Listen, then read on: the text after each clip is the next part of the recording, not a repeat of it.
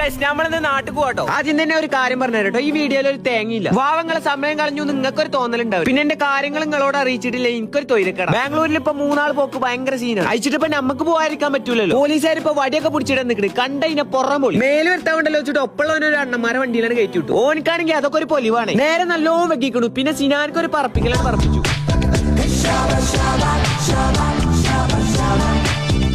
പൊട്ടൻ ചങ്ങായുടെ പിന്നിരിക്കണ താത്താൻ നോക്കിയോ കാണി. എനിക്ക് ഒറ്റ പ്രാർത്ഥന ഉള്ളൂ, പഠിച്ചോനെ അത് ലിഫ്റ്റ് അടിച്ചാവണേ. ഇത് പിന്നെ ഇങ്ങനെ കുറെ ആൾക്കാർ ബാംഗ്ലൂരിലെ തിരക്കിൽ കുടുങ്ങിയിട്ട് ബസ്സിന്റെ പാട്ടിന് പോയിക്കണം. ഞാൻ ബുക്ക് ചെയ്ത ട്രാവൽസിന്റെ തന്നെ വേറൊരു ബസ് ഉണ്ട്, പൈല് കയറിക്കോളാം. എന്തൊക്കെയാ നടക്കണെന്ന് എനിക്ക് തന്നെ ഒരു പുറത്തല്ല. കുറച്ചേരം മൂത്രയ്ക്ക് ഇറങ്ങിയപ്പോണ്ട് നമ്മളെ ബസ് അവിടെ പിന്നെ ഒന്നും നോക്കിയില്ല, അതിലാണ് ചാടി കയറി. ഈ സാമാനം കൊണ്ട് ആകെ കുടി തിന്നാ രസമല്ലേ.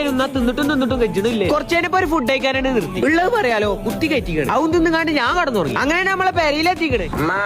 ആടുകാരനല്ല, ഞാൻ മന വിളിച്ചാണ്. അത് കഴിഞ്ഞ് പെങ്ങളെ പേര് പോയിട്ട് പെങ്ങളെയും കുട്ടികളെ കൊന്നു. കുഷ്കുങ്ങാബാബിന് ഒരു റെസ്റ്റ് ആയിക്കോട്ടെ വെച്ചിട്ട് ഓരോ പൊറാട്ടി ബീഫും കഴിച്ചു.